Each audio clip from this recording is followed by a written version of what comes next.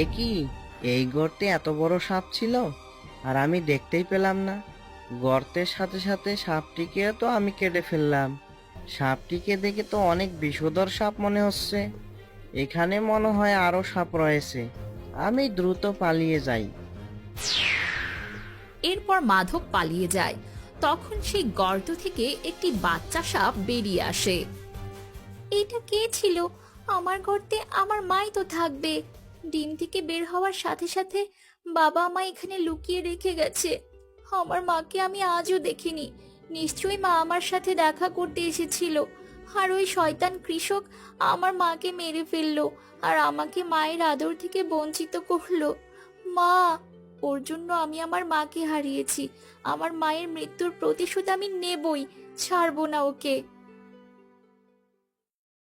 ওহ বাবা, জোর বাঁচা বেঁচেছি।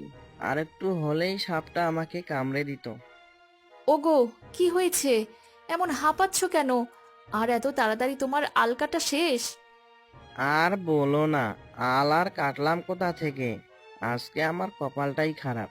সবেমাত্র জমিতে আল কাটা শুরু করেছিলাম, তখনই কোথা থেকে যেন একটা সাপ আমার কোদালের সামনে চলে আসে। আর আমি না জেনে বুঝে সাপটিকে কোদালের কোপে দুখণ্ড করে ফেলেছি। হে কি অলক্ষণে কাণ্ড! না জানি কেমন স্বাদ ছিল। আমার তো ভয় করছে। বাবা মা, তোমরা এত ভয় পাচ্ছ কেন? সাপকে আবার কেউ ভয় পায় নাকি? আর এমনিতেও বাবা কি আর ইচ্ছা করে সাপটিকে মেরেছে? জানো বাবা, সাপ আমার খুব ভালো লাগে। তোর বাবা সাপের ভয় পালিয়ে এসেছে, আর তোর সাপ ভালো লাগে? বোকা মেয়ে! খবরদার, কোনো সাপ দেখলে ভুলেও তার কাছে যাবি না। সাপের বিষ খুব ভয়ানক। হ্যাঁ রে মা, তোর মা ঠিকই বলেছে। সাপেদের সাথে কখনোই বন্ধুত্ব করতে নেই, কারণ সাপেরা কখনোই মানুষের বন্ধু হতে পারে না।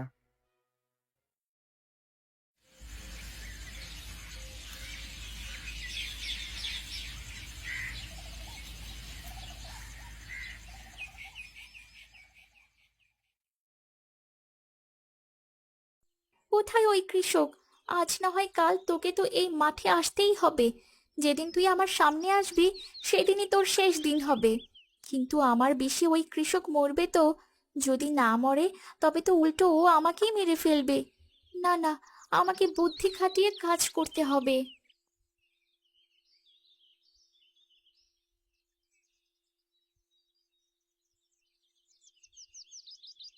যাক বাবা, গর্তে তবে একটাই সাপ ছিল। আজকের মতো তবে আইলটা কেটে ফেলি। মাধব আইল কাটার পর কোদাল নিয়ে বাড়ির দিকে রওনা দিল। তখন সেই সাপটিও মাধবের পিছু নিয়ে তার বাড়ির দিকে চলতে শুরু করলো।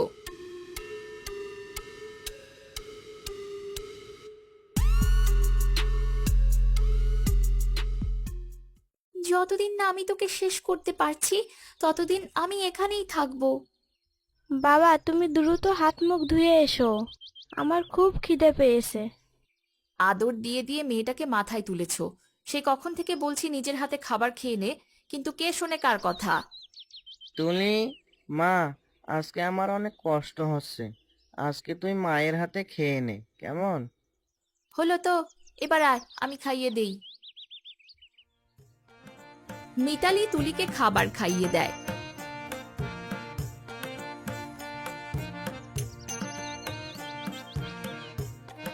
তখন আড়াল থেকে সেই সাপটি বলে, আজকে আমার মা বেঁচে থাকলে আমাকেও এমন আদর করে খাবার খাওয়াতো।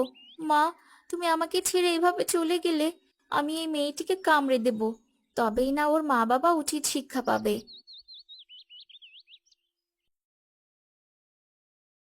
তুলি খাবার খেয়ে নিজের ঘরে চলে যায়। তখন সে দেখতে পায় তার ঘরে সেই সাপটি। আমার ঘরে এত সুন্দর একটা সাপ! আমি তোমাকে অনেক পছন্দ করি। তুমি একদম ঠিক জায়গায় এসেছো। আমি মনে মনে তোমাকেই খুঁজছিলাম। আমার কাছে থাকলে তোমার আদর যত্নের কোনো ত্রুটি হবে না। দাঁড়াও, আমি তোমার জন্য এক বাটি দুধ আনছি।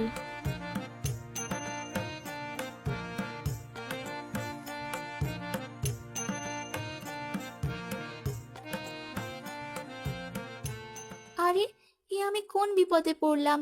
মেয়েটিকে গেলাম কামড়াতে, উল্টো সে আমায় আদর যত্ন করা শুরু করেছে। এখন ওকে কিভাবে কামড়াই? দুধ খেয়ে তুমি আমার বিছানায় চলে এসো। এই ঠান্ডায় বাইরে থাকতে তোমার অনেক কষ্ট হবে। আর হ্যাঁ, ভুলেও আমার বাবা মার সামনে পড়ো না যেন। তবে ওরা তোমাকে মেরে তাড়িয়ে দিবে, কারণ ওরা সাপকে অনেক ভয় পায়। জানো, আমার সাপ দেখলে একটুও ভয় করে না। আমি তো ওর সব ভাষা বুঝতে পারছি, কিন্তু ও কি আমার ভাষা বুঝতে পারবে? আর পারলেও বা কি, আমি ওর সাথে কোনো কথাই বলবো না, কারণ ও হচ্ছে আমার শত্রু। কয়েকটা দিন এখানে থেকে তারপর ওদেরকে মেরে এখান থেকে চলে যাব আমি। কয়েকদিন পর নাগরাজ মাঠের কাছে আসে।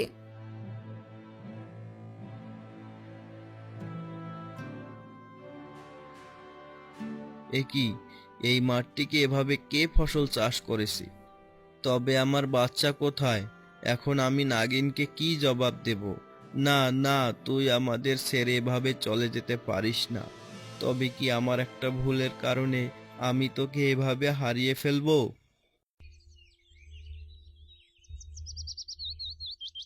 বাবা, মাকে তো হারিয়েছি, তুমিও কি আমার খবর নিতে আসবে না? আজকে কতদিন হলো আমার বাবাকে দেখি না। সব হয়েছে এই কৃষকের জন্য। আমার বিষ সত্যিই কাজ করে কিনা আজকে তার প্রমাণ হবে।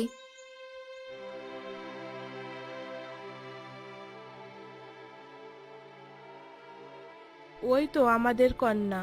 মা, তুই ওইদিকে কোথায় যাচ্ছিস? মানুষের ঘরে ঢুকে মানুষদেরকে কামড়ে দিতে যাস না। আমার কাছে আয়। আমরা তোকে কত খুঁজেছি, আর তুই কি না এখানে?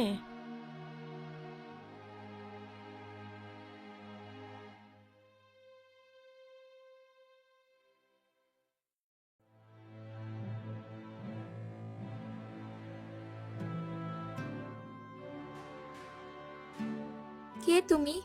আমার মা মারা গিয়েছে। ওই কৃষক আমার মাকে মেরেছে, তাই তো মায়ের মৃত্যুর প্রতিশোধ নিতে আমি এখানে এসেছি। ওগো, আমাদের কন্যা এসব কি বলছে? ও তো নাগিন কন্যা, ও তবে কাকে হারিয়েছে? মা, আমাদের কাছে আয় তুই। ওদের ক্ষতি করিস না।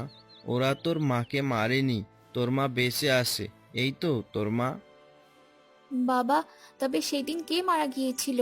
আমি তো এই কৃষকের ঘরের আঙিনায় ঘোরাফেরা করছি শুধুমাত্র মায়ের মৃত্যুর প্রতিশোধ নিতে। এই কৃষক তোর মায়ের কোনো ক্ষতি করেনি, বরং উপকার করেছে। সেদিন তোর জীবন বাঁচিয়েছে। ওই কৃষক যাকে মেরেছে সে হলো কালনাগিন। ওই তোর ক্ষতি করতে এসেছিল, আর কৃষক তার অজান্তেই ওই কালনাগিনকে মেরে তোকে বাঁচিয়েছে। কি বলছে বাবা? তবে কাল রাতে যে আমি এদের খাবারে আমার বিষ মিশিয়ে রেখেছিলাম, তাহলে তার কি হবে? এই নিষ্পাপ মানুষেরা তবে মারা যাবে? এই না হলে আমাদের নাগিন কন্যা। নিজের মধ্যে কতটা জেদ! তুই তো পারবি নিজের মা বাবা আর নিজেকে রক্ষা করতে। তোর মধ্যে এখনো কোনো বিষ আসেনি। যা তুই মিশিয়ে রেখেছিস তা খেলে ওদের কিছুই হবে না। তাহলে আমি দুশ্চিন্তা মুক্ত। যে আমার উপকার করেছে তাদের আমি কোনো ক্ষতি করতে চাই না। তোমরা একদম সঠিক সময় এসেছো। জানো মা, তুলি অনেক ভালো। আমি মাঝে মাঝে তুলির সাথে দেখা করতে আসব। তারপর নাগিন কন্যা নাগরাজ ও নাগিনের সাথে জঙ্গলের দিকে চলে যায়, আর তুলি ও তার মা বাবা হাসি আনন্দ করতে থাকে। তাদের এই ঘটনা অজানাই থেকে যায়।